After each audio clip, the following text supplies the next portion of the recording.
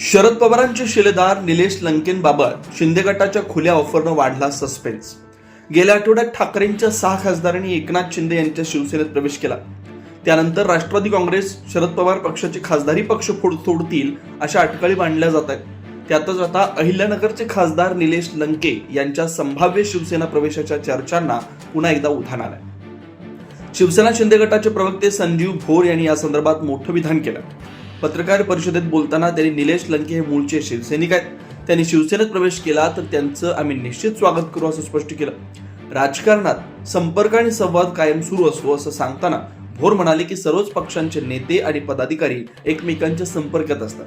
काही जण शेवटपर्यंत ठाम भूमिका घेतात तर काहींच्या राजकीय हालचाली आणि चर्चा सुरू असतात. त्यामुळे कोण कोणत्या पक्षात जाईल याबाबत आधीच निश्चितपणे सांगता येत नाही. आजच्या राजकारणात कोणताही नेता आयुष्यभर एकाच पक्षात राहील असं चित्र उरलेलं नाही. हीच सध्याची राजकीय वास्तवता आहे असंही त्यांनी पत्रकार परिषदेमध्ये स्पष्ट सांगितलं. खासदार निलेश लंके यांच्याबाबत बोलताना त्यांनी सांगितलं की लंके हे पूर्वीपासून शिवसेनेशी जोडलेले आहेत.